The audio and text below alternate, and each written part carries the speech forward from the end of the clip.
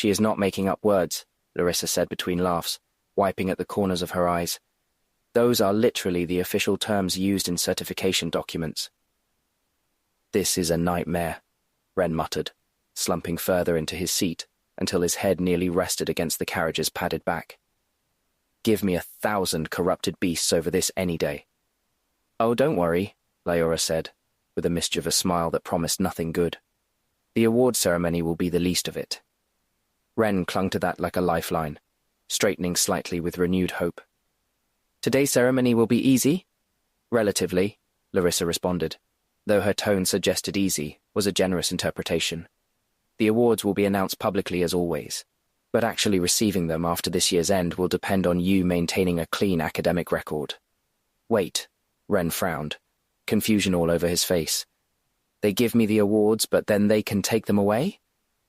Technically, the awards are provisional until you're an adult and fulfill the final certification of academic compliance, Luna explained, falling back into her formal lecturer tone. If you incur significant disciplinary infractions or fail to maintain minimum performance standards during the transition period to adulthood, the Accreditation Committee can revoke award authorization under the Continuous Suitability Clause. Ren stared at her, his expression blank with incomprehension.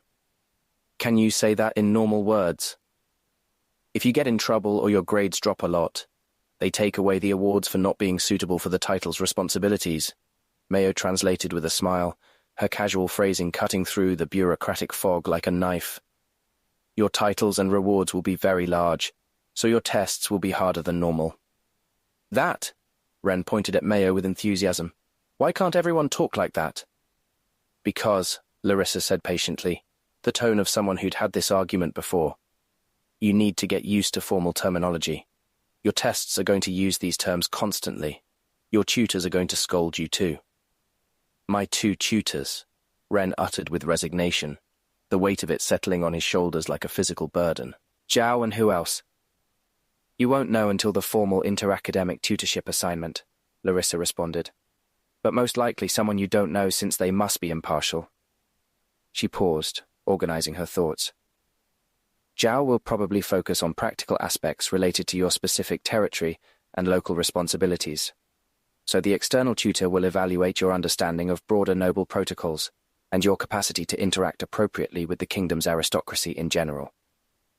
Sounds horrible, Ren said honestly. It is, Leora agreed with cheerfulness that seemed almost cruel. But it's necessary if you want to be officially recognized as a noble. Kira cleared her throat from her position near the window, her professional demeanor reasserting itself. If I may, young master, perhaps it would help to know that most students find these lessons challenging. Even if they have small or no awards, simply inheriting the lowest title can be cause for failure, and many nobles lose their place, so they try to earn it back through military service by dedicating more years than normal after finishing school. Even those who grew up as nobles? Ren asked with greater concern, his eyes widening. Especially the low-ranking ones, Hana responded from her position.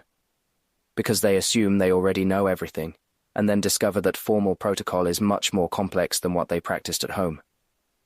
The difference between casual noble behavior and official court protocol is like the difference between knowing how to cook and running a restaurant. That really doesn't make me feel better, Ren admitted. Larissa put a hand on his shoulder, the touch warm and reassuring. You're going to be fine. You're incredibly intelligent when it comes to complex systems. You just need to apply the same mentality you use for beasts toward noble bureaucracy. Beasts make sense, Ren protested, his voice taking on a plaintive quality. They follow logical patterns of evolution and synergy. Bureaucracy sounds like someone designed a system specifically to be as confusing as possible. That, Mayo said with a knowing smile, is because they did. Why? The question came out almost as a plea. To keep common people out, Leora responded simply, her voice carrying the cynicism of someone who'd grown up seeing these systems from the inside. If you make the process complicated enough, only those with extensive formal education can navigate it. It's a barrier to entry disguised as administrative procedure. Ren processed this for a moment, his expression darkening. That's incredibly elitist. Welcome to nobility, Leora and Larissa said in unison, then looked at each other and laughed at the synchronization. The carriage continued its journey toward the academy, wheels rattling over cobblestones, while Ren sank deeper into his seat, contemplating the year ahead. He had faced corrupted creatures the size of buildings, developed revolutionary cultivation methods, literally saved the kingdom from invasion. And apparently, none of that had prepared him to do his patrimony verification documentation. "At least," he said finally, grasping for any silver lining, "it can't be worse than fighting a 4-artifact corrupted creature."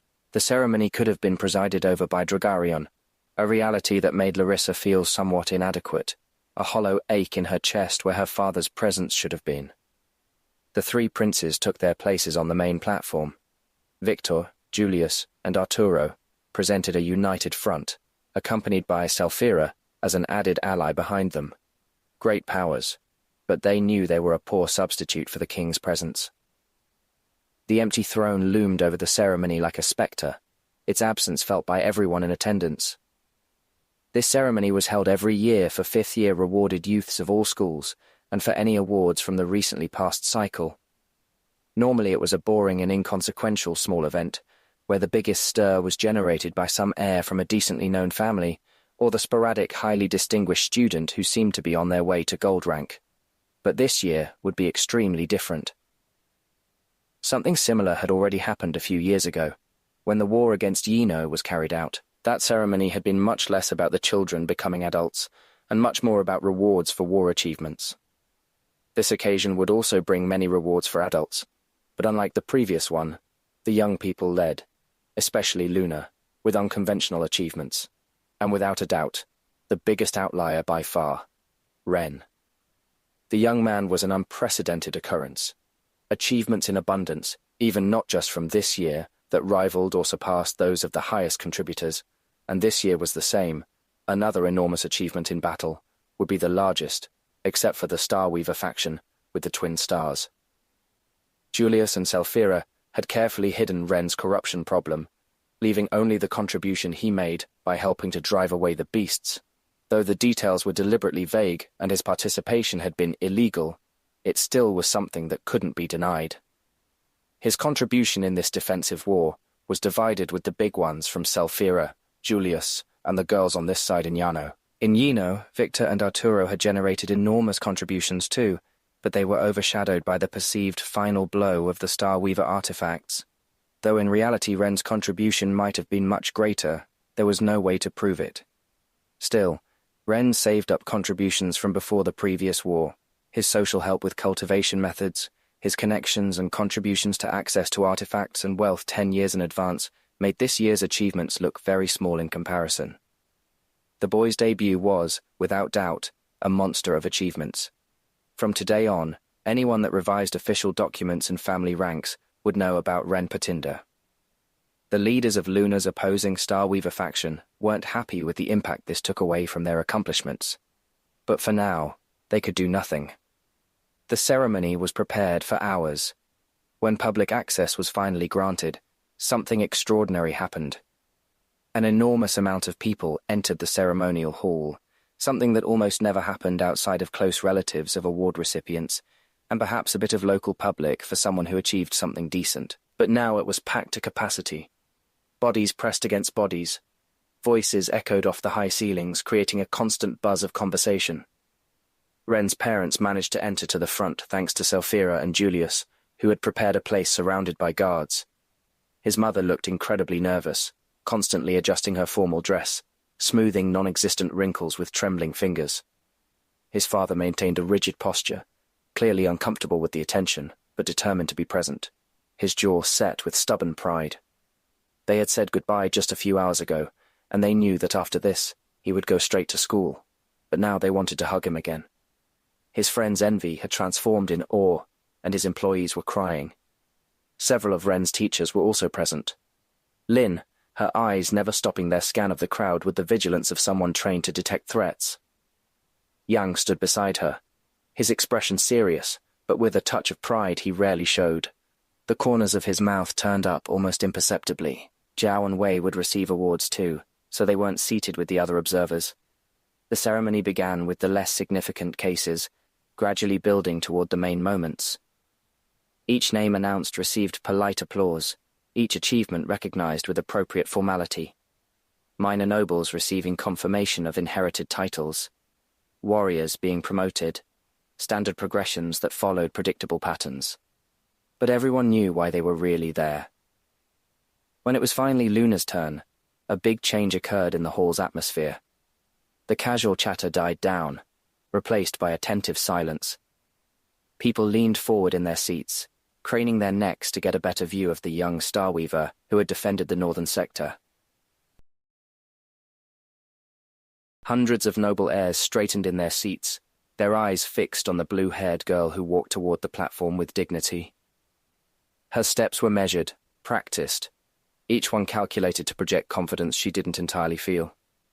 For many in the audience, she represented something far more valuable than any ceremonial award. At the year's end, when she finally turned 15, she would be the key to obtaining an absurd amount of wealth. The contribution of the key in opening the royal vault, the contribution of simple genetics for the next deeper vault that might someday be opened, and an enormous territory that now didn't have its mute guard dog protecting it. Luna tried to ignore the stares that felt unpleasant and dirty from those nobles who wanted to use her, passing to the front with the dignified air she had practiced for weeks with Larissa. But each gaze felt like hands grabbing at her, measuring her worth like livestock at a market. When Julius began speaking about her achievements, murmurs spread through the hall like wildfire through dry grass. "The defense of the northern sector during the recent crisis," Julius announced, his voice projecting clearly across the vast space, "was successfully coordinated under the field leadership of Luna Starweaver, who demonstrated exceptional tactical capacity despite her youth. She escaped from the academy," someone muttered loudly enough to be heard, the words carrying in the momentary silence.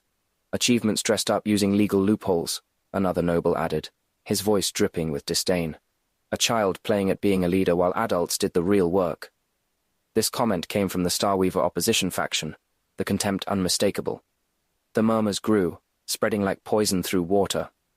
For many, it was notable that an endless number of argumentative loopholes had been sought in the law so that the girl could participate in such a situation. The very fact that she had been there represented legal gymnastics of the highest order. Luna's already small faction felt the pressure of losing their legitimacy. Some of her warriors exchanged nervous glances, clearly worried that their support of Luna would mark them as allies of a lost cause. Political winds changed quickly, and no one wanted to be caught on the wrong side when they did. "Silence!" Victor's voice resonated through the entire hall, with an authority that made even the most arrogant nobles immediately shut up. He stepped forward, holding a thick stack of documents that rustled as he lifted them high for all to see. "These are the legitimate papers that authorize every action taken by Luna Starweaver during the crisis. I invite anyone who has objections to review them and search for inconsistencies regarding our written law."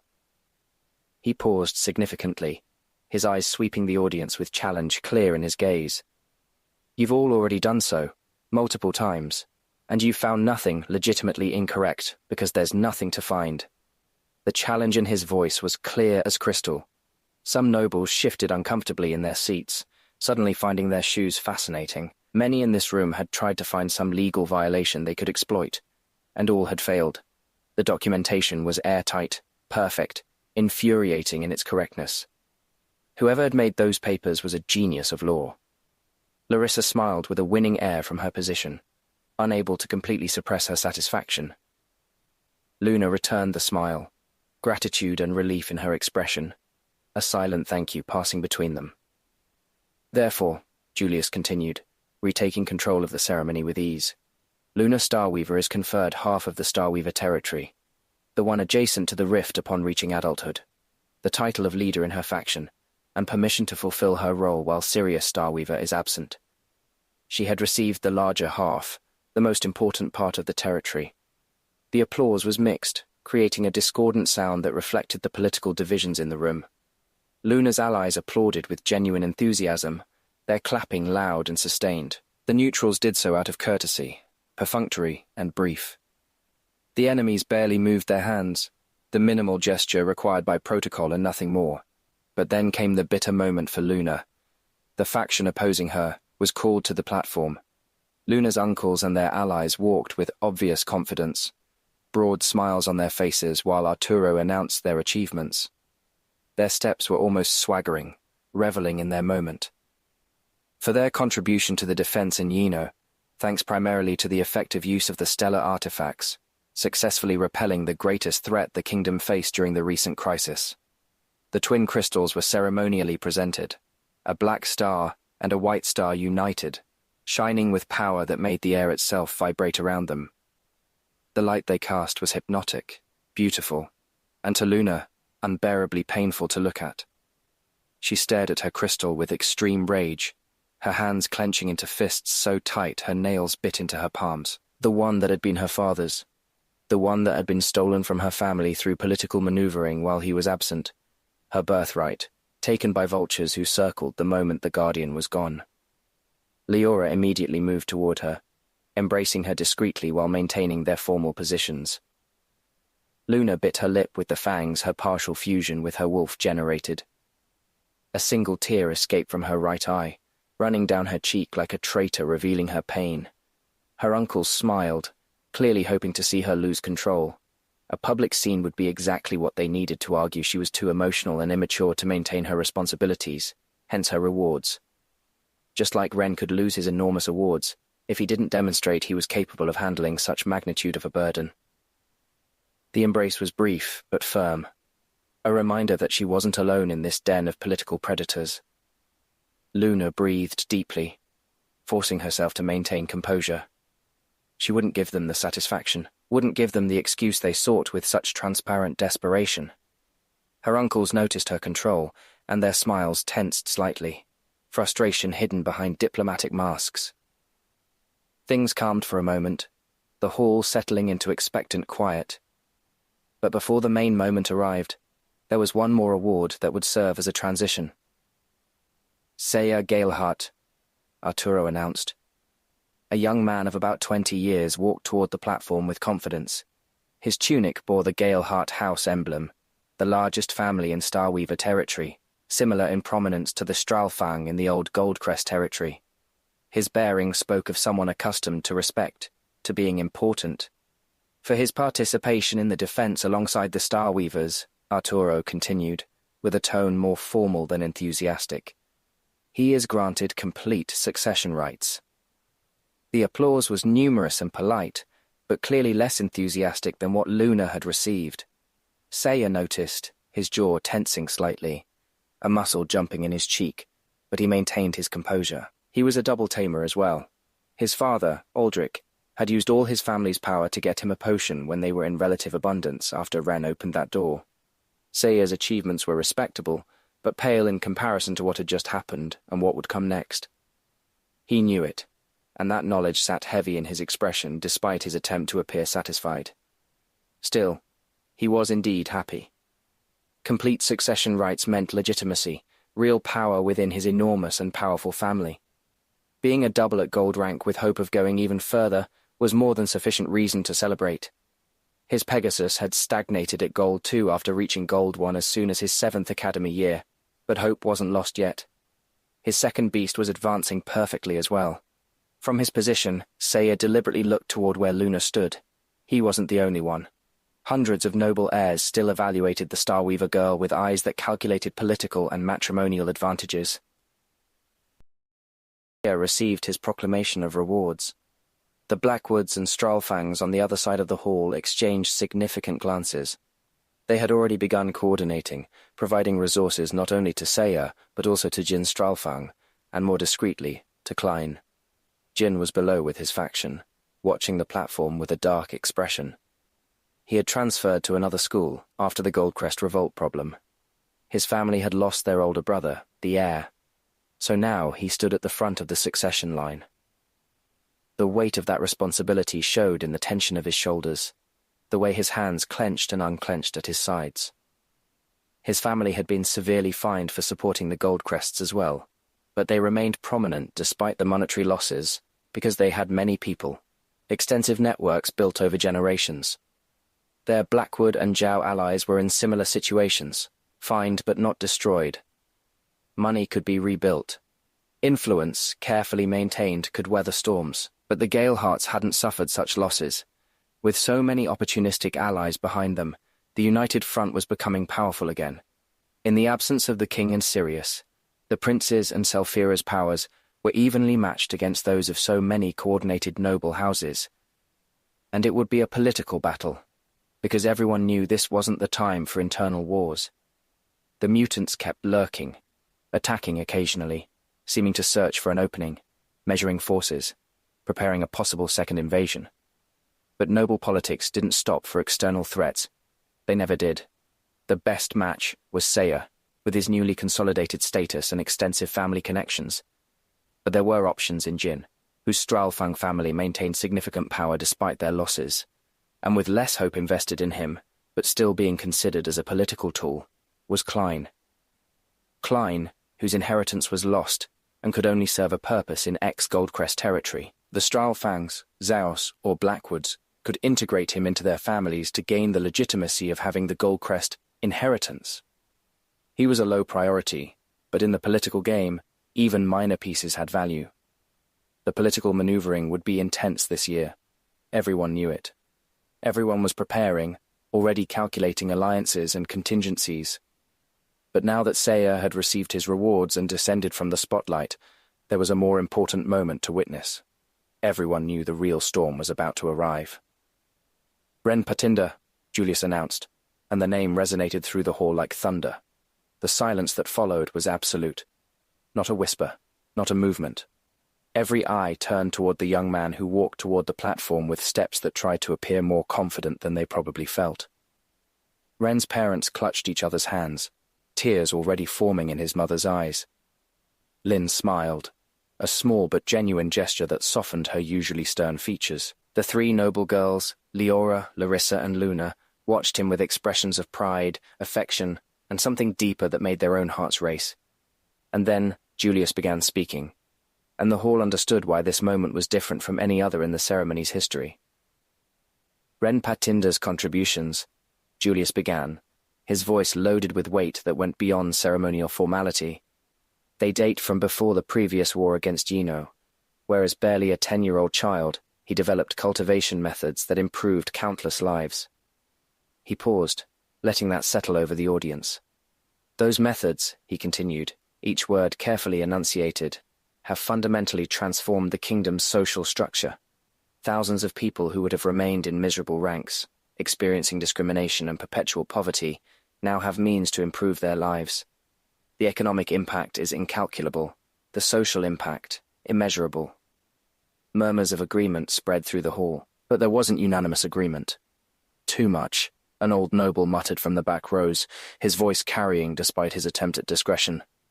"Too much power for someone of his origin." Furthermore, Arturo took his turn speaking, stepping forward with commanding presence. He directly facilitated access to critical artifacts with his never-before-seen beast. His innovations in crystal processing techniques have increased cultivation efficiency throughout the kingdom by approximately 35%.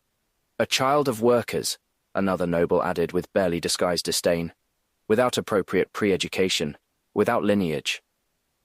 "Supposedly revolutionary methods don't equal noble competence," a middle-aged noblewoman said loudly enough for several to hear, her fans snapping shut with emphasis. 35%, Victor repeated, as if the number needed additional emphasis. His voice carried challenge. Dare anyone diminish such an achievement? "Giving huge utility to the weakest beasts. During the recent crisis," Julius raised his voice, commanding attention back to the official proclamation, "Ren Patinda participated in the defense of the southern sector, where his actions contributed significantly to repelling corrupted forces." The details were deliberately vague, but Julius's tone communicated there was much more that wasn't being said. The hall had become completely silent again, the kind of silence that came not from boredom, but from genuine astonishment. "Therefore," Julius concluded, his voice ringing with finality, "Ren Patinda will receive 1/4 of the vault he helped open, be elevated to official nobility, with the territory of the former Goldcrest leaders assigned and all the rights and responsibilities that entails." The nobles knew the achievements were enormous. Even the most envious nobles couldn't deny that. But precisely because of that, any smallness was an excuse to remove those rewards. The rewards were insane, enormous. A poor youth receiving them was unacceptable to the old guard. The nobles' murmurs intensified, now more obvious in their calculation, concern, naked envy. Yet the common people who had managed to enter the hall began applauding. Not the polite applause of nobles, but genuine and loud ovations from people who had been directly benefited by Ren's methods. Their voices rose in waves, building upon each other. Patinda! Patinda! Some began chanting, the sound growing like a tide. The nobles tried to make themselves heard above the plebeian noise. "He doesn't have appropriate education," one shouted, his face reddening with frustration. "The ceremonial protocols," another insisted, desperation creeping into his voice. "He must demonstrate competence in protocols." But the applause that followed was deafening, not the polite applause of courtesy, but genuine ovations that shook the hall, rattling windows and making the chandeliers sway. Julius, Arturo, and Victor exchanged glances. They knew the real political battle was only beginning. The nobles had more influence in the end on what would happen, regardless of how strong popular support was. But it felt good. Ren's parents were crying openly now. His mother made no attempt to hide the tears running freely down her face, her shoulders shaking. His father had his arm around her, his own expression showing overwhelming pride and disbelief that this was really their son being honored this way. Ren stood on the platform, trying to process everything while the sound of applause enveloped him. It was surreal. It was overwhelming. His ears rang with the volume. His vision seemed to narrow and expand simultaneously. It was the moment where everything officially changed. When the applause finally began fading, Ren made a formal bow toward the three princes, then toward the audience. The gesture was technically correct thanks to Larissa's lessons, though there was still something awkward in how he executed it, his back not quite straight enough, his timing slightly off, and the nobles noticed. Oh, how they noticed. "Did you see that?" one murmured, leaning toward his companion. "He can't even make an appropriate bow. No matter how many methods he's developed, he doesn't have the refinement for nobility." Another hissed. "True nobility will be his downfall," another said with satisfaction, already savoring future failures. "This year's protocol tests will expose him." But the common people's cheers only grew louder, drowning noble objections in a sea of popular support that was impossible to ignore. The common people kept applauding, oblivious or indifferent to noble machinations. For them, Ren was a hero, a savior, someone who had lifted thousands from their miserable lives. But for the old and elitist nobles, he was a threat, an intruder who had forced his way into their exclusive world. They decided that for now, they could only remain in calculating silence, their minds already working on how to use Ren's deficiencies in protocol and formal education to limit his power, and they had an entire year to find ways to limit him, control him, or destroy him politically. While Ren continued being surrounded by the continuous sound of applause mixed with calculating murmurs, the leaders in that hall understood they were witnessing not just the beginning of something historic. They were witnessing the beginning of a war that would be fought not with strength, but with protocols. Not with magic, but with etiquette, not on battlefields, but in halls and ceremonies. And the battlefield had just been established. But today, that wasn't important. In this moment, seeing this young man who had achieved so much in so little time, ceremonial perfection, seemed completely irrelevant. What mattered was that the kingdom was finally recognizing what many already knew. Ren Patinda wasn't just another noble. He was something completely different, something the kingdom hadn't seen. The room was strangely empty when Ren finally arrived. Liu and Taro had already moved in days ago. Their beds were made with military precision, their desks organized with the patience of those who'd had time to spare for proper arrangement. Books stacked neatly, personal items placed just so. Min's bed also showed signs of recent occupation. A half-unpacked suitcase, clothes tossed with the characteristic abandon of his friend, who never quite understood the concept of putting things away. Ren dropped the small backpack he kept outside his beast storage next to his bed. Yet even with nothing on his back anymore, he felt the weight of the last few days like stones on his shoulders. The days following the ceremony had been a whirlwind of papers, signatures, and meetings with people whose titles he still couldn't fully remember. Lord something of somewhere. Lady whoever from whatever house. All blurring together into a mass of formality that made his head spin. And then he also had been listening to the girls' complaints, especially about the defense at Selphira's ice wall. Larissa had been diplomatic about the matter, as always. Some nobles from the major families tried to complicate things for Luna during the defense. Her tone had been neutral, but something lurked beneath. Luna had been more direct. Idiots with inflated egos who thought they could question me because I'm a woman and young. Leora had simply rolled her eyes. Old nobles being old nobles. You know how it is. None had mentioned names. Ren had assumed it was because they didn't expect him to know the names of these families, and didn't want to fill his head with more noble names and politics than it already was. So he'd nodded and murmured the appropriate things and hadn't asked more. Now, standing in the silent room in the gloom, where before his mushrooms would have automatically illuminated everything, he wondered if he should have asked. The door opened with a creak, and Liu entered, his night bat materializing briefly on his ears before dissolving back into his system. "Ren," he said with a genuine smile that lightened some of the tension in Ren's chest. "Thought you'd arrive tomorrow." Managed to escape. Ren let himself fall onto his bed. The familiar mattress received his weight as he let out a sigh that came out more dramatic than he'd intended. "Where are the others? What did I miss?" Taro went to the library to look up something about territorial documentation protocols. Liu sat on his own bed, crossing his legs beneath him. Apparently, his earth element comes with administrative responsibilities that are driving him crazy. Prepare yourself, elemental rainbow. "And Min?" Chasing some girl, probably. Liu shrugged, but there was affection in the gesture. He received his title from his uncle.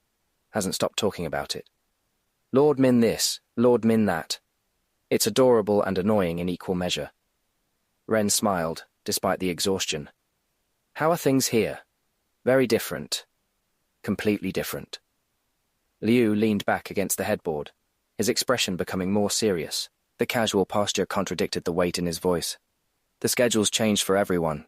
Taro, Min, you and me have completely separate classes now. Noble curriculum and all that. I'll only see you in combat training." "Just combat?" "Just combat," Liu confirmed. Lin and Yang keep torturing everyone equally, regardless of year or status. It's the only consistent thing in this place now. Everything else is adult preparation, and the extra noble curriculum for you and Min. Ren pulled his schedule from his pocket, the paper already wrinkled from so much folding and unfolding, checking it, rechecking it, hoping the huge amount of information would somehow change if he looked enough times. "Says I'll have that noble protocol, with Aldrich Galeheart." The silence that followed was long enough for Ren to look up. Liu was watching him with a strange expression, something between concern and something else Ren couldn't identify. "What?" Ren asked. "Nothing," Liu said too quickly. The word came out rushed, forced, just that the Galehearts are a big family, powerful, in Starweaver territory. And nothing. Liu stood up, clearly wanting to change the subject. He moved to his desk, unnecessarily rearranging already organized items. "I'm sure it'll be fine. External tutors shouldn't be able to harm you anyway." But the way he said it, the slightly forced tone, made something twist uncomfortably in Ren's stomach, like swallowing something that didn't quite go down right. A few hours later, Min burst through the door like a small hurricane of enthusiasm. "Brother!" he exclaimed, his smile so wide it practically split his face in two. "Did you see my ceremony? I received my uncle's title. I'm Lord Min now. Lord, do you realize, Ren had a ceremony too, and you already mentioned yours in the last 3 hours again," Taro pointed out dryly, but there was affection in his tone as he helped Min organize his things. His assassin's legs emerged briefly, moving with surprising delicacy as they helped push scattered items into more organized piles. "It's just that I still can't believe it." Min let himself fall dramatically onto his bed, spreading his arms as if embracing the entire world. "My uncle almost cried when he gave it to me. Said the family would finally have someone who wouldn't be an embarrassment in society." His exact words. "What an inspiring lie," Liu murmured, but he was smiling. Ren observed his roommates, feeling a familiar warmth that contrasted sharply with the chaos of recent days. Here, surrounded by these three, things seemed normal, or as normal as they could be when one had faced corrupted creatures the size of buildings, when one had nearly died multiple times, when one had been honored before thousands of people. "So," Ren asked everyone, "how bad is the new curriculum for you all?" The three exchanged significant glances. Min and I already saw our schedules, Taro said, sitting on the edge of his bed and crossing his arms. We have different tutors. Mine are, well, they seem strict but fair according to the rumors. Luckily I don't have noble tutors like Min or you. Mine are two old ladies who spend all their time drinking tea and criticizing my posture. Min made a face. But at least they're predictable. Mine aren't bad either, but it won't help you much to know ours. This depends almost completely on your tutors, Leo said finally. The external tutor, I mean. Zhao will be Zhao, but the other one. This Aldrich guy, does anyone know him? Liu says he's from a big family. Min sat up, his expression unusually serious. Remember Saya, the guy we saw at school once years ago and who received full succession rights at the recent ceremony? Vaguely, Ren admitted. There had been so many faces and names that day they all blended into a blurry mass of bows and titles. A sea of formal clothing and practiced smiles. That's Aldrich's son. But hey, Min tried to sound optimistic, his smile returning but not quite reaching his eyes completely. Maybe he'll be kind. Powerful nobles are sometimes kind, better than you know. The nobles who are desperate for power and use any advantage they can? Taro finished dryly. Exactly. The next morning arrived too quickly, as it always did when one preferred to stay asleep. Shit. Ren woke to the familiar sound of Min tripping over his own suitcase, followed by a series of creative curses involving the furniture ancestors and the questionable birth legitimacy of the inanimate object. I swear this suitcase hates me, Min muttered while rubbing his toe. His face was scrunched with pain, one eye squeezed shut. I put it there specifically to remember not to trip over it, and still. Strategic genius, Liu commented without looking up from the book he was reading. He'd been awake since before dawn, taking advantage of the quiet hours. You put the obstacle exactly where you know you'll walk.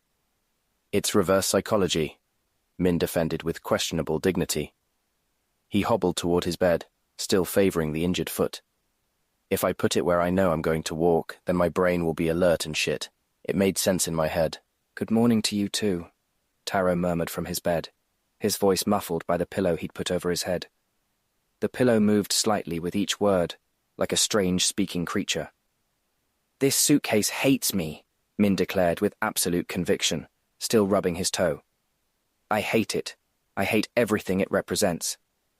It represents your inability to remember where you put things, Liu commented again. I told you to lift it. You tripped over it yesterday too, Taro pointed out, his voice still muffled. Ren couldn't help but smile as he got ready. The normalcy of the scene, the familiar morning chaos with his roommates, was again comforting after days of ceremonies and formalities. He pulled on his training clothes, splashed water on his face from the basin, tried to make himself look presentable. Morning training with Lin was in half an hour, and after that would come his first official Noble Protocol class with Aldrich Galehart. His stomach twisted at the thought. Lin's light exercise turned out to be anything but light. It was exactly as brutal as he expected. Center of it all, her crane features making her seem larger than her actual height. Yang loomed beside her, his stone behemoth markings gleaming dully in the morning sun. Line up! Lin's voice cut through the morning looseness. Today we're working on your foundation, without fusion dependency. The students groaned. Again! Lin's voice sliced through the morning air like a whip, sharper than before. Your stance is sloppy, your breathing is off, your focus is scattered. Again. Ren pushed himself up from the ground for what felt like the 1,000th time. His arms trembled violently. His legs burned with the kind of deep, bone-aching fire that spoke of muscles pushed far beyond their comfort zone. Sweat dripped into his eyes, stinging and blurring his vision. Your beasts make you lazy! Yang's voice boomed across the field. You rely on their strength, their speed, their endurance.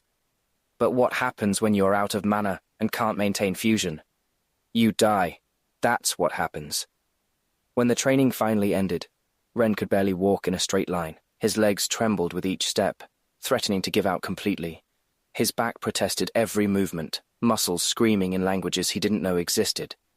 Good session, Yang commented as Ren limped past, his voice carrying that particular satisfaction that came from watching students suffer properly. Next time, just don't try to overpower Lin's legs with yours. Ren had tried to sweep her during a sparring drill.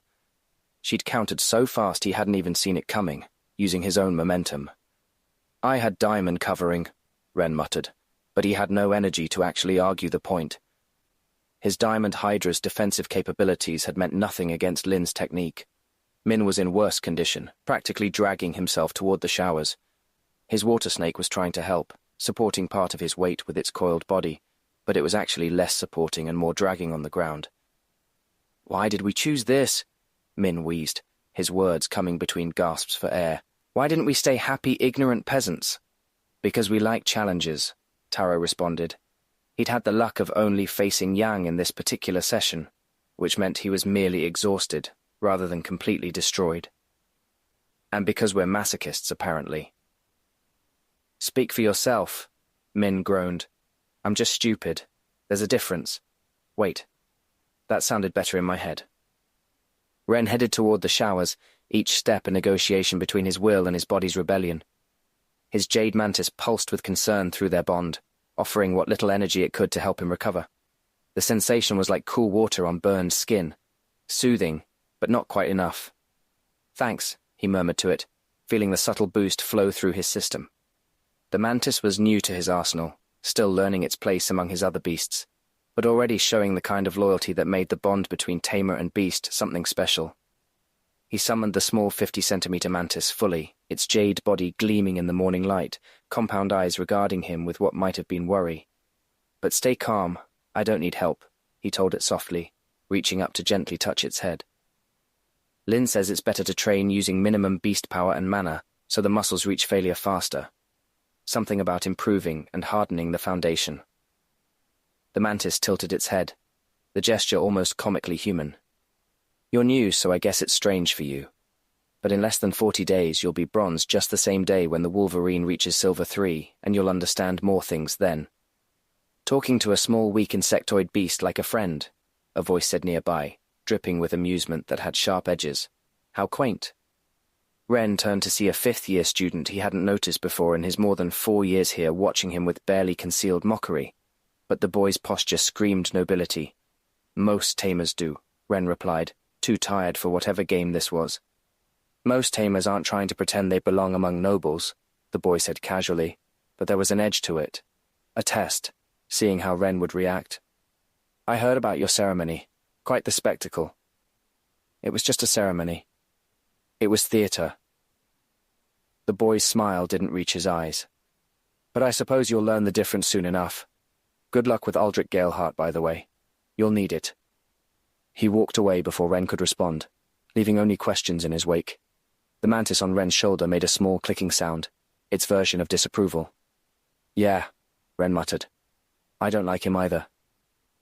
Ren showered quickly in the training facilities, trying to wash away both sweat and the unease that Noble's words had planted. The water was cold, almost painfully so, bracing. It helped clear his head if nothing else, shocking his system back to something approaching alertness. Klein had been there again, standing at a basin 2 down from where Ren entered. The former Goldcrest heir had complained loudly about Ren using the bath at the same time as him all the time, his voice carrying that particular whine that came from wounded pride before fleeing quickly to his own noble classes. Apparently some noble from the ex-Goldcrest territory was going to gift him their lineage, though it was the lowest possible nobility. But a lifeline for someone who'd lost everything else. Ren dried off and changed into fresh clothes, the formal tunic that marked him as a noble student feeling strange against his skin. It was expensive, well made, and fit perfectly thanks to Selphira's insistence on proper tailoring.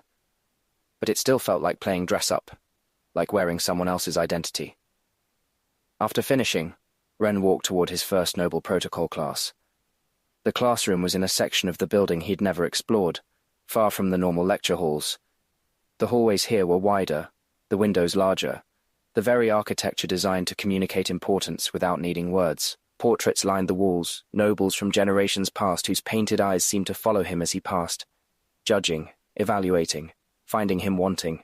The ceiling was higher here too, with decorative moldings that probably cost more than his parents' first house. The floor was polished stone rather than worn wood, reflecting light in ways that made everything seem more grand, more intimidating. The door was open when he arrived. revealing a space that seemed more like a private library than a classroom. Dark wood bookshelves covered the walls, filled with leather-bound volumes whose titles were embossed in gold. A long table of golden-nosed wood occupied the center, surrounded by comfortable chairs that looked too elegant for school use.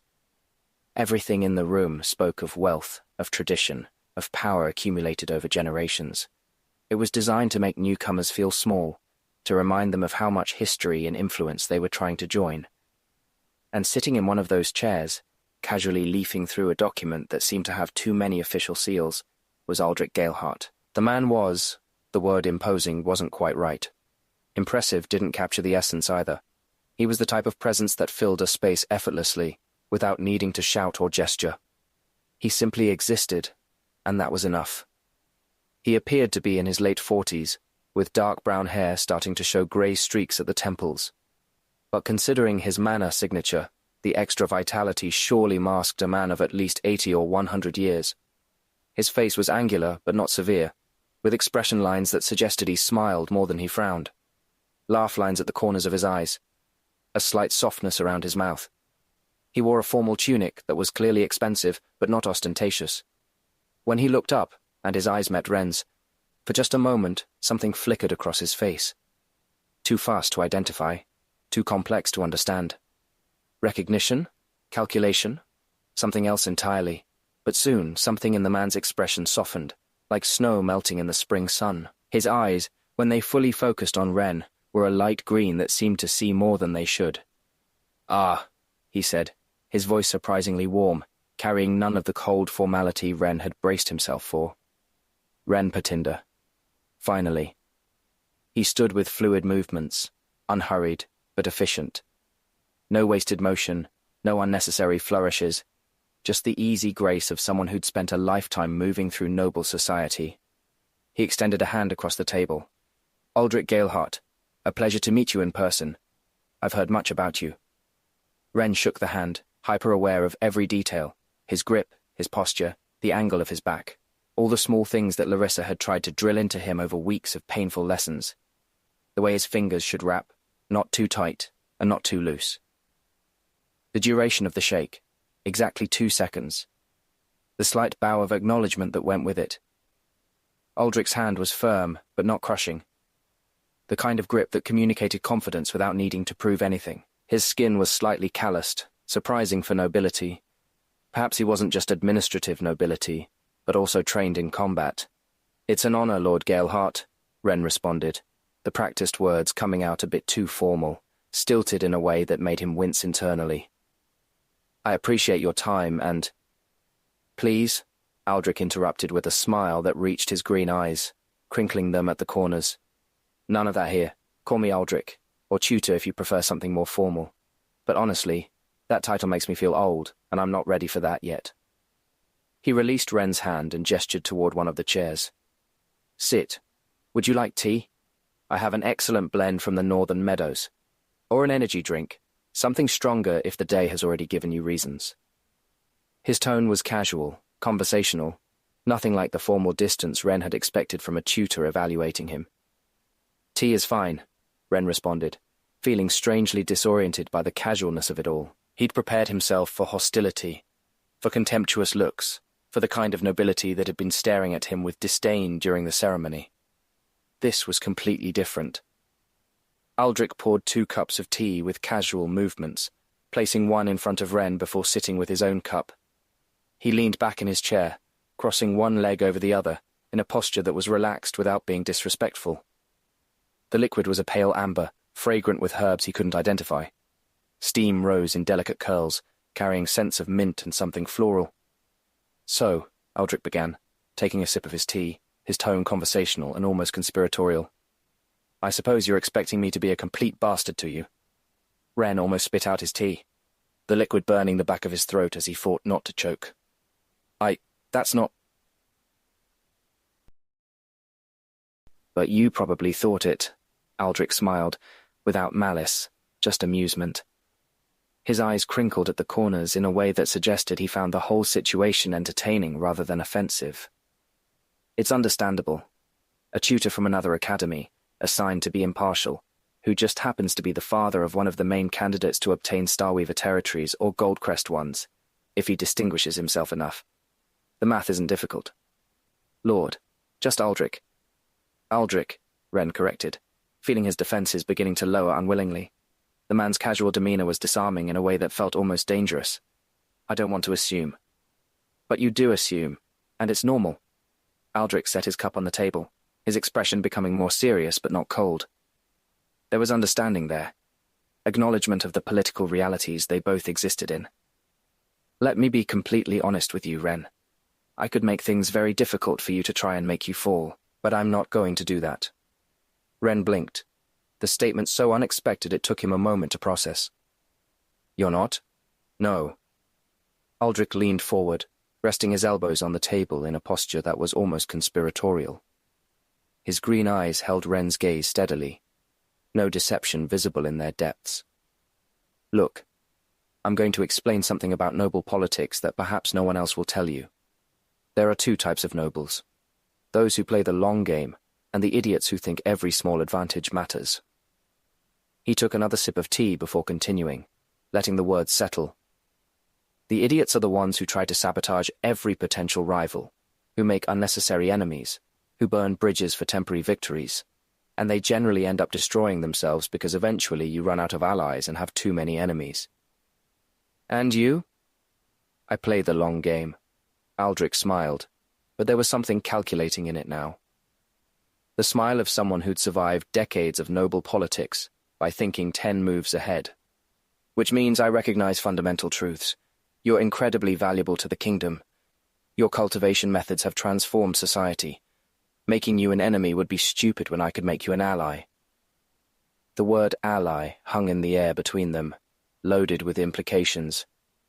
Aldrich leaned back again, his expression softening into something that looked almost paternal. So here's my proposal. I teach you noble protocol properly. I help you navigate this year without making a fool of yourself in the evaluations.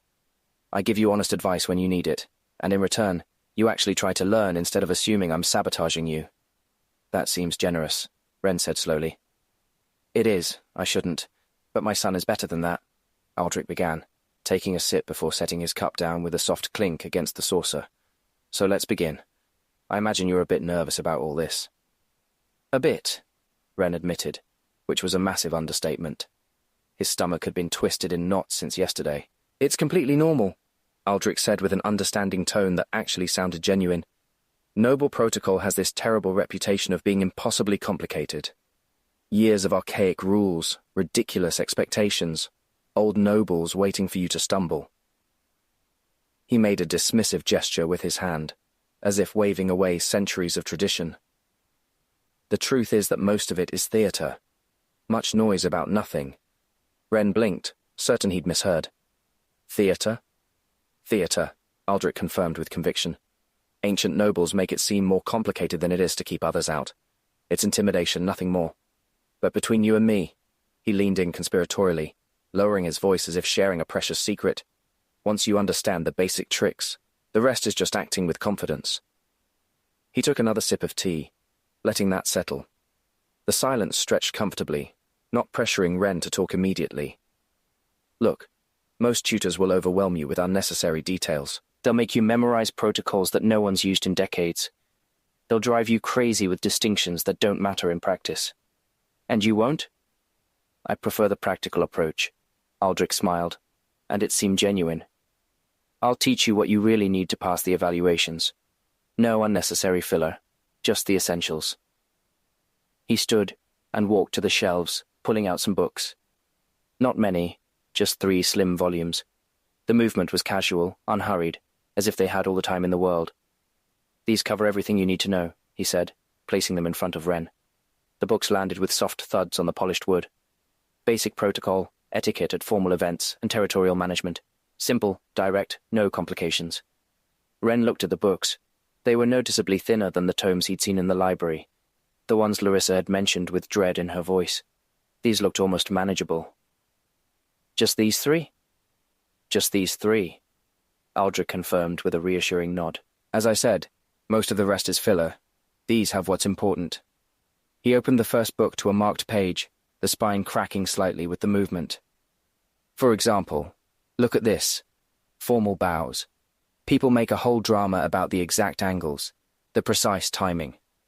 The truth, Aldrich performed the gesture casually, his body moving with practiced ease, is that as long as you don't fall over or look drunk, no one really notices the difference of 2 or 3 degrees. He demonstrated a bow that was technically correct, but clearly relaxed, without the formal rigidity that Larissa had been trying to drill into him for days. See? Functional, appropriate, without all the unnecessary stress. Ren tried to imitate the movement. It came out naturally, without the tension he'd been feeling when practicing with Larissa. His back didn't lock up. His breathing stayed steady. Perfect. Aldrich smiled broadly, his approval seeming genuine and warm. Exactly like that. Relaxed but respectful. That's the secret, Ren. You don't need to be perfect. You just need to be good enough. The phrase good enough echoed in Ren's mind. It sounded so simple, so achievable compared to the perfection most had demanded. The next hours passed quickly. Aldrich explained each concept with refreshing simplicity, always emphasizing that things weren't as complicated as others made them seem. He moved between topics with ease, never dwelling too long on any one point. Precedence rules, he said at one point, flipping through the second book to a diagram that looked deceptively simple, are basically common sense. The most important go first. If you're not sure, let others go first and observe. No one's going to punish you for being polite. And if I make a mistake, then you apologize briefly and move on. Aldrich shrugged, as if it were the most natural thing in the world. People make mistakes all the time. Old nobles want you to believe a minor error is the end of the world, but it's not. They're human too. They make mistakes constantly. He said it with such casual confidence, as if years of tradition and rigid hierarchy meant nothing. That's simpler than I expected. Because it is, Aldrich smiled, satisfaction evident in his expression. That's my point. They've built all this mystique around noble protocol to make it seem impossible. But once you see through the smoke, it's quite manageable. When the class ended, Aldrich packed up the books and handed them to Ren. The weight was almost disappointingly light in his hands. No rush, Ren asked, surprise evident in his voice. Don't we have evaluations soon? We have enough time. Aldrich made a carefree gesture, dismissing the concern with a wave. The first exams are in 3 months, more than enough to cover the basics. You don't need to stress from now. 3 months sounded like forever compared to what he'd been dreading. But they told me that. Those who told you probably have tutors who are making their lives impossible, Aldrich interrupted with sympathy. That's because some tutors believe that stress and constant pressure are necessary. I don't. I believe you learn better when you're relaxed, so you're lucky to have me. He approached the door, holding it open for Ren, in a gesture that was courteous without being obsequious. Trust me, Ren. I've seen hundreds of students go through this process. I know exactly what you need to succeed. And believe me, it's not killing yourself with stress from day one. Ren exited the classroom, the 3 slim books in his hands feeling almost insultingly light compared to the weight he'd expected. His backpack, which he'd emptied to make room for anticipated heavy tomes, felt strangely hollow. See you in 2 days. Aldrich said goodbye with a friendly smile. And remember, take it easy. This is easier than you think. As he walked down the hallway, Ren felt something strange in his chest. It was relief, he supposed, a loosening of the tension that had been coiled there like a spring for days. He'd been anticipating that noble protocol would be a nightmare, but it turned out Aldrich was right. Maybe all the drama around the subject was just that. Unnecessary drama. The portraits on the walls seemed less judgmental now, less like they were watching for him to fail. Just paintings of dead people who'd probably stressed themselves out over things that didn't really matter. Maybe this year wouldn't be so bad after all. The thought brought a small smile to his face as he headed toward his next class, the slim books tucked under his arm feeling more like allies than burdens. Classes and Zhao's sessions were a bit more demanding, but nothing extraordinary. Zhao had been methodical, as always, drilling him on Arturo's written knowledge about territorial management and resource gathering. Maps spread across tables, documentation requirements, legal frameworks that made sense only when explained properly. It was intense, but straightforward. Just Zhao being Zhao.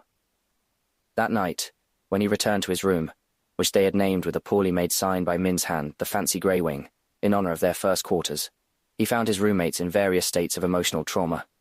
Min was lying face down on his bed, groaning dramatically. Taro looked pale, his eyes somewhat glassy, staring at nothing. Liu simply shook his head slowly while reviewing mountains of notes. "What happened?" Ren asked, dropping his backpack. The sound seemed to startle all three of them. "My tutors showed their true face." Min groaned without lifting his face from the pillow, his voice muffled by fabric. "They're demons. Demons with fans and unrealistic expectations about my spine's flexibility. They made me practice one bow 547 times. 500, Ren repeated weakly. "I counted," Min said with bitter pride. "Every single one. Foundations are the most important thing to get perfectly right," Taro uttered with a hollow voice, like someone who'd had their soul partially extracted. "Because apparently my left side was 0.3 centimeters less deep than my right side. The professor has me writing essays on territorial zoning, civic responsibilities, and ethics in shared resource collection." He paused, looking at his notes with disgust that bordered on hatred. 5 pages by tomorrow. About sewage, basically. "At least they're teaching you." Liu collapsed onto his desk. "I have no idea where to even begin understanding so many things." The three looked at Ren expectantly, waiting for his own horror story. Their expressions were almost hopeful, in that misery loves company way. Ren felt something twisting uncomfortably in his stomach. He'd anticipated this moment would come, but now that it was here. "It was brutal," he said finally, forcing exhaustion into his voice. "Zhao has me preparing for the gathering expedition. Says I need to be ready to collect much more valuable things in the inter-school competition, not just theory. It wasn't a lie. Zhao was preparing him. It's just that this part wasn't what had him worried or tired. Meeting Aldrich had also been intense, just not in the way his companions probably imagined." "Brutal how?" Taro asked, looking up with morbid interest. "What kind of new preparation does Zhao give?" Liu also asked, leaning forward slightly. "Identification of dangerous zones, emergency protocols, how to evaluate unstable terrain." Ren listed things Zhao had actually taught him. His mind pulled up the afternoon's lessons, all legitimate information. "And for me too, like Taro, I have to understand Earth element rules. Arturo also wants me to understand all the legal responsibilities of my new territory soon." "That sounds horrible," Taro said with sympathy, reaching over to pat Ren's shoulder. "It is," Ren responded.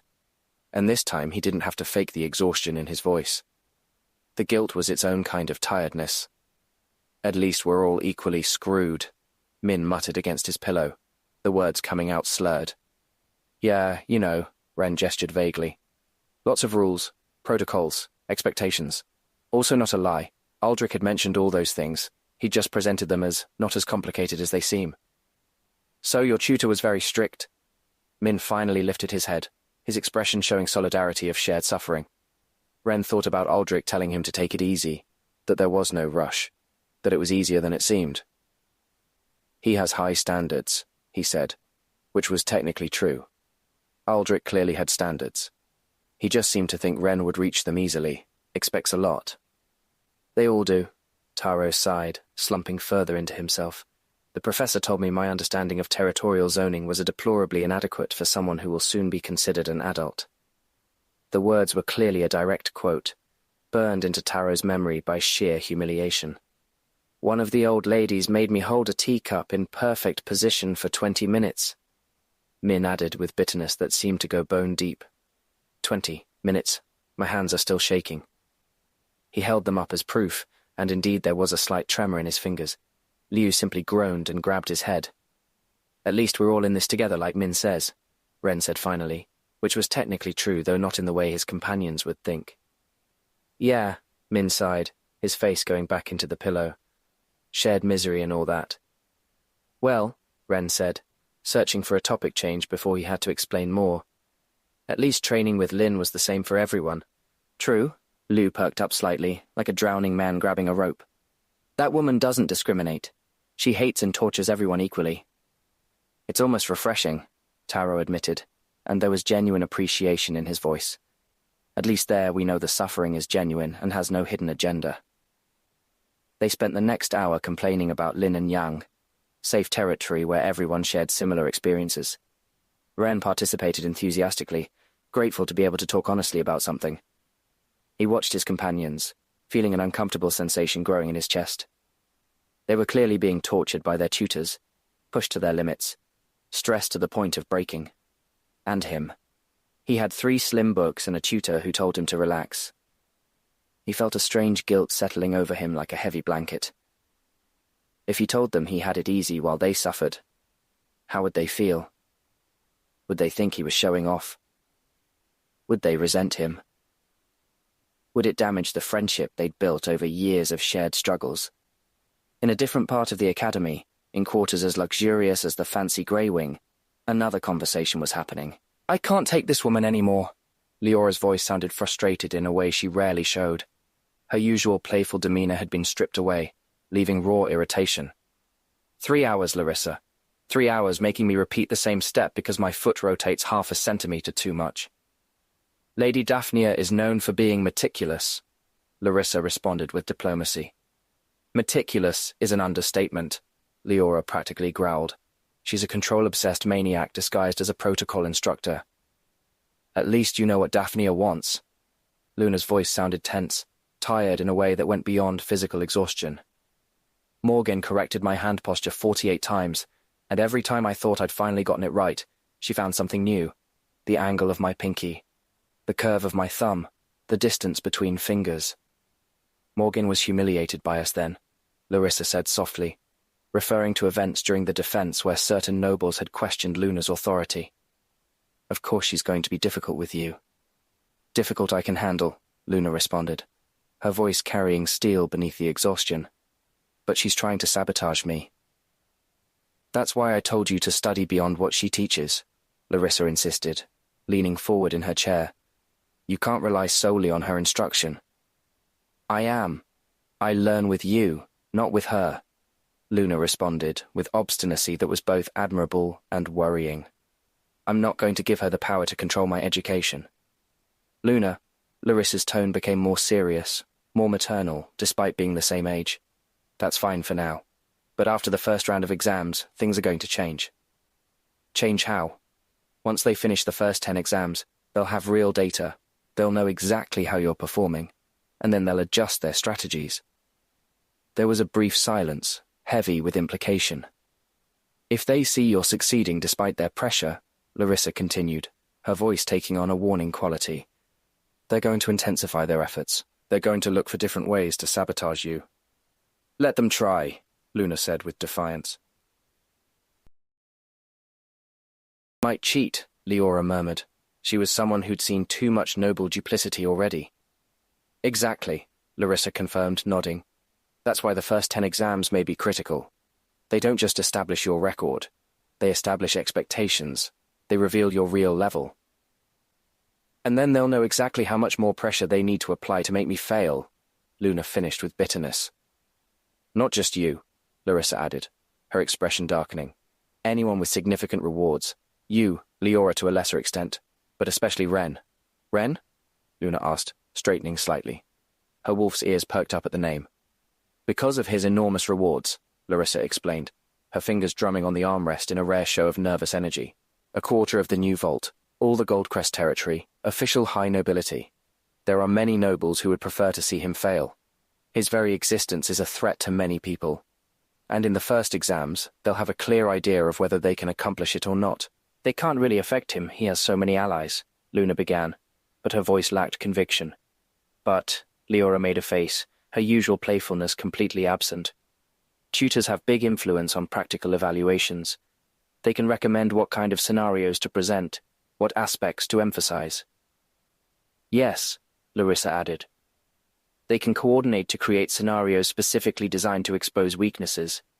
Or worse, to create situations where no matter what he does, he'll be seen as inadequate. I'm jealous. Don't you want to adopt me? Leora asked Larissa with a weak attempt at humor. Royals have different rules. I would if I could, Larissa confirmed, her expression softening with something that might have been guilt.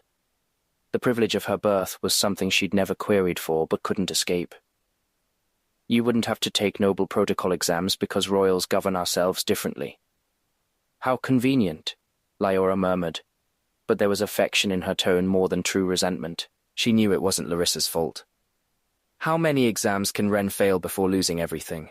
Luna asked, getting to the heart of the matter. With his rewards, Larissa said slowly. He can probably fail less than anyone in the Academy's history. His achievements are so extraordinary that he'll have less margin. The previous record was Sirius's, Luna added quietly. The mention of her father brought a tightness to her expression.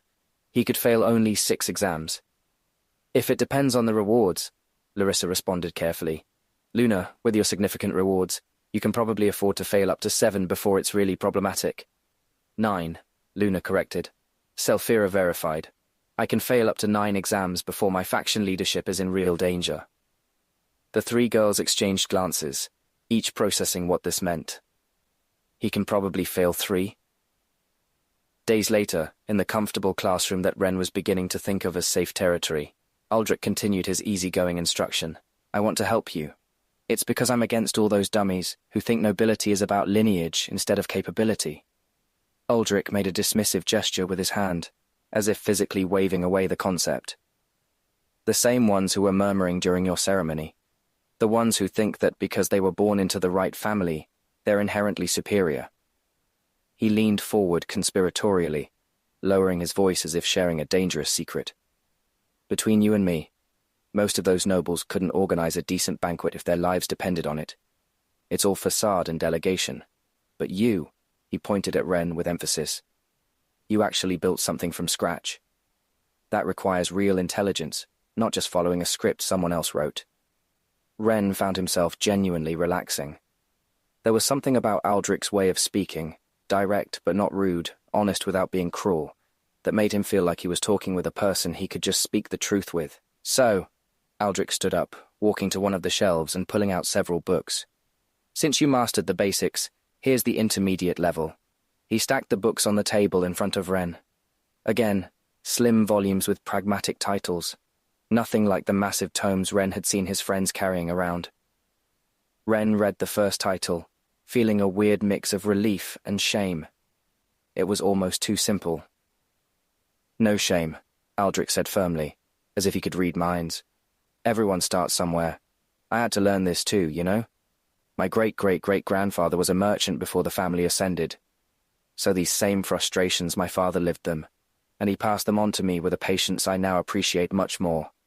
He sat down again, pushing the book toward Ren across the polished wood surface. As long as you don't paralyze yourself trying to remember every little rule, the secret of Noble Protocol. He leaned forward, as if sharing the forbidden knowledge of the universe, his voice dropping to a near whisper. Is confidence. If you act like you belong, most people will assume you belong. It's pure psychology. And if I don't feel confident, then you fake it until you do. Aldrich shrugged with the ease of someone who'd done exactly that many times. It's what we all do. Do you think I felt confident the first time I had to give a speech before the royal court? I was terrified, but I acted like I knew exactly what I was doing, and it worked. He opened the book to the first page, revealing diagrams of postures and positions. Simple stick figures showing correct and incorrect stances. Well, let's start with the most fundamental thing of all. How to stand without looking like you want to use the bathroom to take a... The casual vulgarity made Ren laugh despite himself, the tension in his shoulders easing. For next class, Aldrich said as they packed up at the end of the session, I want you to practice these 3 basic postures. You don't need perfection, just familiarity. I want your body to remember the movements without having to think about them. Understood, Ren nodded, storing the new books in his backpack. They barely added any weight. And Ren, Aldrich stopped him at the door, his expression serious but kind. If you ever feel I'm being unfair or too hard, tell me. This tutor-student relationship only works if there's honest communication. The words sounded so reasonable, so caring. Ren felt warmth in his chest at the offer. I will, Ren promised. As he walked back to his dorm, Ren couldn't help but compare his experience with what his friends were going through. That night, after his companions fell asleep, after the familiar sounds of Min's snoring and Taro's sleep-talking had filled the room, Ren pulled out again one of the 3 slim books Aldrich had given him, under the covers and invoking light in his index finger. He opened it randomly to a page about precedents at formal events. In case of ambiguity about relative rank, he read quietly, his finger tracing the words. It is appropriate to use family antiquity as a tiebreaker criterion. The person from the more established family proceeds first. It sounded reasonable, logical even. The kind of rule that made sense when you thought about it. It all made so much sense. The weeks continued their relentless march forward, each day blending into the next in a rhythm of training, classes, and practice. Ren's routine became automatic. Morning training with Lin that left him gasping and sore. Regular classes that were demanding but manageable. Sessions with Zhao that were intensive but straightforward. And his sessions with Aldrich, which continued to be surprisingly pleasant compared to the torture his friends endured. But then came a morning that broke the routine. A moment Ren had been anticipating for months. He woke before dawn, not from any external alarm but from an internal awareness. His beasts were restless, their energy patterns shifting in ways that signaled imminent change. Today's the day, he whispered to the darkness of the room. His Wolverine had been on the cusp of Silver 3 for days now, the energy of almost 300 days, 3 full cycles, building and building until it felt like his entire mana system was vibrating with power. And his Jade Mantis, his newest companion, had also been approaching Bronze 1 with steady inevitability. They were timed precisely, thanks to the shroom getting to Gold 1 exactly 100 days before the Wolverine hitting Silver 3. Both beasts would evolve simultaneously. Ren sat up in bed, careful not to wake his roommates to avoid the common overdramatization, and began the process. The Wolverine's evolution came first, a surge of power that made his muscles contract involuntarily. 2 beasts at the same Silver 3 rank meant more than just numbers. It meant a fundamental shift in how the beasts integrated with his system. The healing factor that had saved his life multiple times intensified, becoming something that could restore him from injuries that should have been fatal. His elemental omniboost jumped from 475 to 575, almost 600, 50 plus 25. Every other attribute enhanced by 60%. 30 plus 30, again as much as, but he didn't stop there. The Mantis evolution followed immediately, the jade energy flowing through him like liquid light. Bronze 1 was not a significant threshold anymore, but it was the point where a beast truly began to show its species characteristics. The jade crystal mantis's elemental affinities crystallized, its connection to his other beasts strengthening in ways that created new synergies. Speed, regeneration and attack, being the main buffs, got an extra 80%, 50 plus 30. The seed in his chest pulsed with approval, the broken jade structure resonating with the mantis's energy and healing a bit. Not healing fully, not yet, but responding, appreciating the growth. When both evolutions completed, Ren sat in the darkness of the room, feeling the new power settling into his system. 2 Silver 3 beasts now. The Wolverine and the Hydra both at the peak of Silver rank, with the Mantis and the dormant fungus forming a foundation that went deeper than most would ever understand. His total omniboost stood at 420% now, 820% dormant, 4 times the capabilities of a normal human when not fused with any beast. And in just 140 more days, a little over 6 months after the new year had started, his Hydra would reach Gold 1. Then he'd have 600 points of elemental control as his base. The numbers should have been impossible for someone his age. Most students would be celebrating big by reaching Silver 1 or 2 by their 5th year. He was beyond Silver 3, approaching Gold, with knowledge and abilities that went far beyond what any single rank could explain. Ren allowed himself a small smile in the darkness. Everything was progressing according to plan. His beasts were evolving on schedule. His classes were manageable. Maybe, he thought with cautious optimism, everything would work out after all. Nothing to worry about. Nothing to fear. He lay back down, feeling the new power humming through his system, and let himself believe that maybe, just maybe, this year wouldn't be the nightmare everyone had warned him about. 3 months have passed since the 5th year started. 90 days in what felt like both an eternity and an instant. The first exams finally arrived. 3 months had passed like water does through open fingers. Ren waited outside in the stands of one of the 10 temporary auditoriums. Small buildings for evaluations the Earth elementals had generated. The structures were impressive in their uniformity, each one identical to the others. He was waiting his turn for what was a semi-private exam, where only some acquaintances could be seen being evaluated since they'd been distributed randomly. Luckily, he and Min were together. Min descended from the platform showing mostly relief, with a bit of frustration. His posture was slouched in a way that spoke of bone-deep exhaustion. "How did it go?" Ren asked when his friend approached, making room on the bench beside him. 9 out of 10, Min responded, dropping into the seat with the grace of a dropped sack of potatoes. Failed the posture before His Majesty won. Apparently my back was too stoic, according to the evaluator. His voice carried bitter irony on the word stoic, as if it were a huge insult. "I guess forcing it so much with those tutors of yours left it numb." "Ah." Min's expression shifted, realization dawning. "Yeah. Ah," Ren sighed, feeling sympathy for his friend's plight. "But well, 9 out of 10. I can live with that." Was it that taking everything with so much stress had been the problem, like Aldrich claimed? The thought was seductive, tempting, but Ren felt something cold slide down his back, despite the warm afternoon sun. Min had taken this incredibly seriously. Ren had seen him practice postures until late at night, memorize protocols while eating, murmur etiquette responses in his sleep. And he'd still failed one. Min, who had good form. Min, who had studied exhaustively. Min, who Ren had thought would pass everything without problem. If Min could fail with all that effort. Ren shook his head, physically trying to dislodge the thought. No. No point in worrying too much now. Being tense and stressed like everyone else wasn't going to help him. If there was anything good he could take from Aldrich's teachings, it was that. Staying calm. Keep the confidence. Don't let nerves control you. "At least you already passed," he said finally, optimism in his voice. "And 9 out of 10 is excellent when you have 15 opportunities to fail. With minor rewards, students could fail up to 15 exams total over the year before serious consequences. Min had used 1 failure. He had 14 left. "I hope so," Min murmured, though he didn't sound convinced. The next students were called one by one. Some came out with smiles of relief, their shoulders light, their steps bouncing with the joy of success.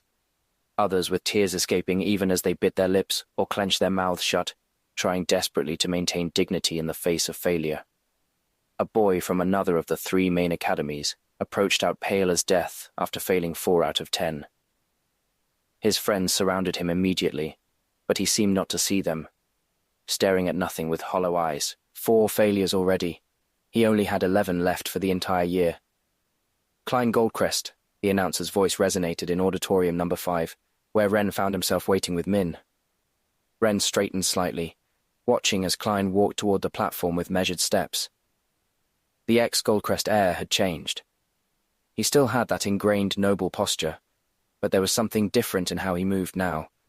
Less arrogance, more awareness. In Ren's opinion, he deserved that small nobility they'd gifted him despite everything that had happened before. Some people could change. Perhaps Klein was proof of that. Klein's exams were a spectacle of technical perfection. Each bow at the exact angle, not a degree off. Each answer articulated with aristocratic clarity. Every syllable precisely formed. Each gesture executed with the precision of years of training since childhood. It was like watching a master craftsman at work. Every movement deliberate and flawless. 10 out of 10, the head evaluator announced at the end. The auditorium erupted in polite applause. The sound was restrained, proper, but genuine. Ren found himself clapping too, genuinely impressed by the display of technical mastery.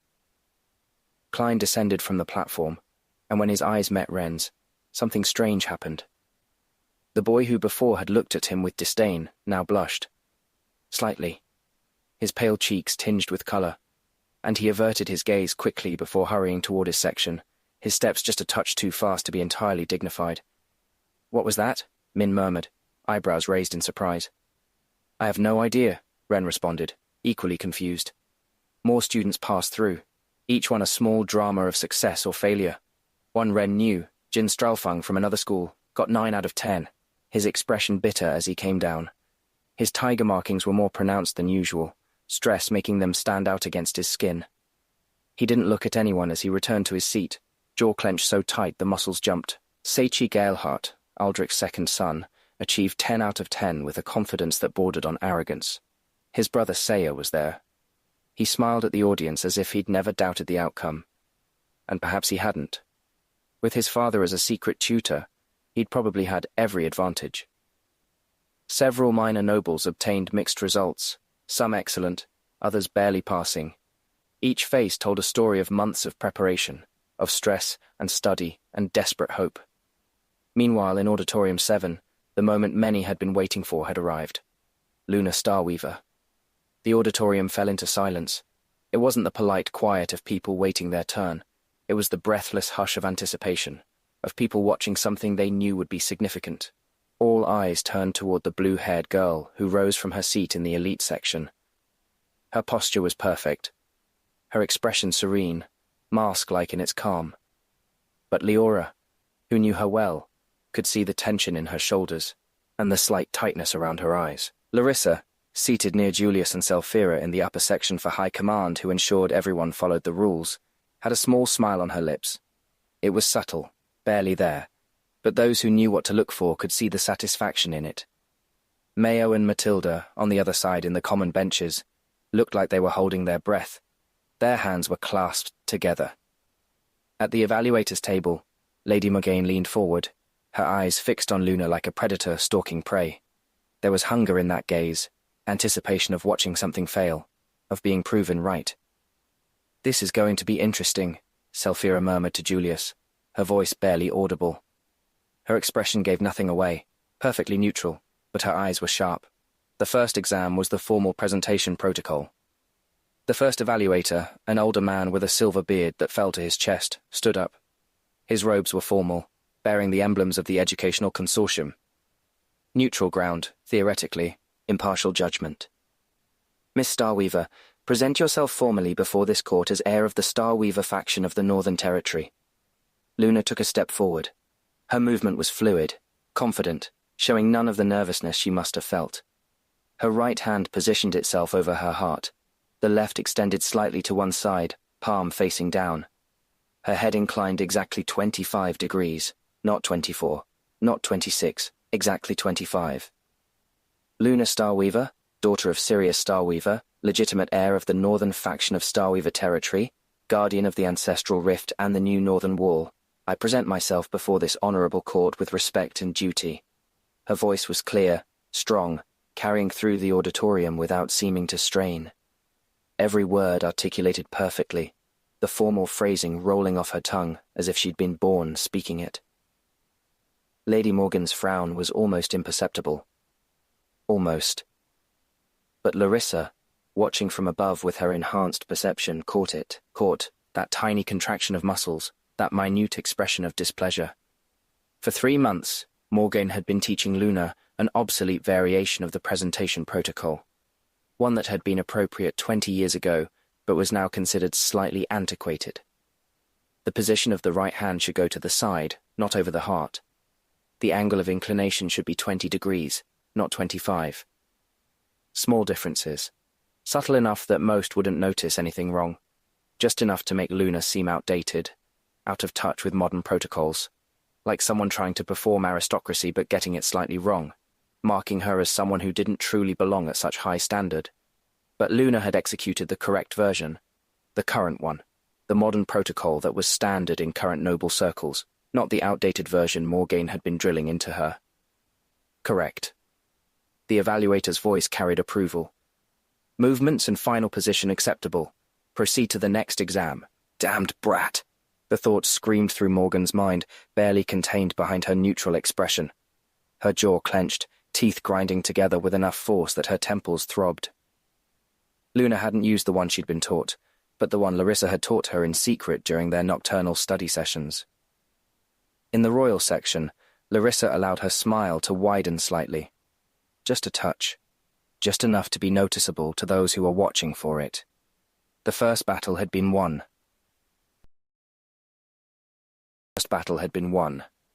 But there were 9 more exams to go. Luna studied the scene for exactly 3 seconds. Her eyes moved fast and methodically across each noble's information, thanks to her augmented perception. Then her hand moved with decisive confidence, placing markers in specific positions. "Correct," the evaluator announced with surprise evident in her voice, eyebrows rising slightly. "You are presented with the following scenario," began the third evaluator, a man with sharp eyes. "2 noble families under your jurisdiction dispute the water rights of a river that crosses both properties. Both families have valid historical claims. How do you proceed?" Lady Morgan smiled internally. For 3 months, she'd hammered into Luna a specific philosophy. Tradition over innovation, historical claims are sacred. She'd presented case after case where respecting antiquity had been the correct answer, had made Luna repeat the principle until it should have been burned into her brain, and had presented even a Starweaver territory example. But that wasn't the approach the consortium currently favored. The new doctrine emphasized pragmatic and equitable solutions over rigid adherence to tradition. Luna didn't hesitate. "I would order an independent hydrological analysis to determine the river's sustainable flow. I would establish a shared rights system based on demonstrated needs of each property, with seasonal adjustments and help from the water elementals, when healing isn't the priority according to availability. I would implement a joint management council with representatives from both families to oversee equitable use." She paused, her voice taking on added firmness. Historical claims would be considered, but not as a determining factor.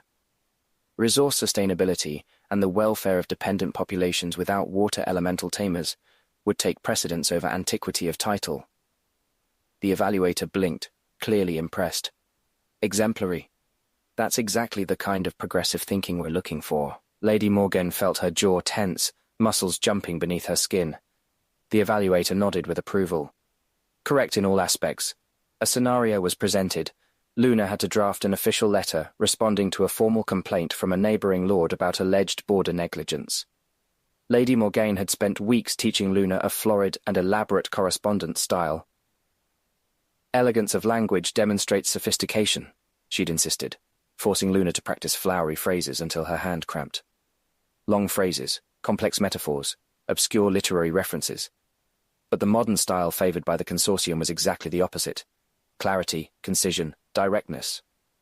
Effective communication over linguistic ostentation. Luna took the pen offered to her. Her hand moved across the parchment with decisive strokes. No hesitation, no second guessing. Brief, clear, direct. Professional without being cold. Respectful without being servile. The evaluator read the letter and nodded with evident approval, a small smile appearing at the corners of his mouth. Excellent official communication. In her seat, Lady Morgan felt as if something inside her was beginning to crack. "An outbreak of illness has affected 3 zones in your territory," presented the 6th evaluator, a woman with stern features and no-nonsense demeanor. "Medical resources against mana poisoning are limited. How do you prioritize distribution?" "Perfect." 2 neighboring territories dispute the mining rights of a border zone, explained the 7th evaluator, spreading maps across the evaluation table. "You have been designated mediator. How do you proceed?" "Excellent." Morgan's fissure was becoming a chasm. "A distinguished citizen of your territory has performed exceptional service," explained the 9th evaluator, her expression curious, as if testing something specific. "You wish to grant them a minor title of recognition. What process do you follow?" This was subtle. Lady Morgaine had taught that lords could grant minor titles by unilateral decree, technically correct according to ancient law, the kind of thing that would seem right to someone who didn't know better. But modern protocols required a more transparent process to prevent nepotism, the kind of corruption that had plagued noble houses for generations until recent reforms. Luna described the current procedure: formal documentation of services rendered, review by territorial council, period of public comment, granting ceremony with official witnesses, registration in central archives. Transparency in title granting maintains the legitimacy of the recognition system, she concluded. The evaluator smiled, the expression transforming her stern features. Exceptional understanding of modern governance. The final exam was the most complex. Luna was presented with a scenario where the king had issued a new decree that contradicted local traditions of her territory. She had to explain how she would implement the change. This was Lady Morgaine's last bastion of hope, her final trap. She'd taught Luna the procedure of feeding mana to the seal, but in mirrored order, and that local traditions take precedence in absence of direct danger. Respect for territorial autonomy. It sounded reasonable and was used when the king was gone for a while, not long ago. It sounded like respecting the people you governed. But it was exactly the opposite of what the consortium wanted to hear after the recent crisis. Now, the emphasis was on kingdom unity and coherent implementation of central policies. The lesson from the invasion was clear. Divided responses led to disaster. Unified command saved lives. Luna took the official document with the new policies. Her movements were firm but careful, showing none of the nervousness that must have been coursing through her. She transcribed them onto parchment that had the old policies. Finally, she stepped forward and touched the minor territorial seal, an artifact of governance that every noble heir had to learn to use. Mana began to flow slowly, carefully controlled. It activated perfectly. A soft light illuminated the artifact as it erased the previous policies and sealed the changed document. The technical portion alone was difficult.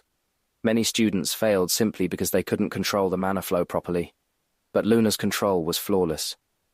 Royal authority takes precedence over local traditions. Luna began with firmness that carried through the silent auditorium.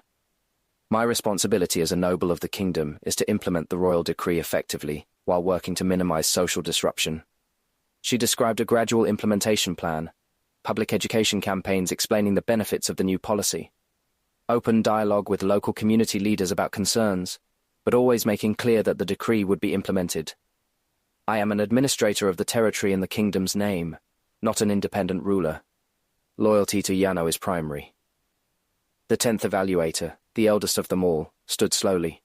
He looked at Luna with eyes that had seen decades of noble students, had watched countless young people try and fail to navigate the complexities of governance. 10 out of 10, his voice announced, resonating in the silent auditorium. Perfect score. The echo of the words lingered for a moment. Then the auditorium erupted in applause.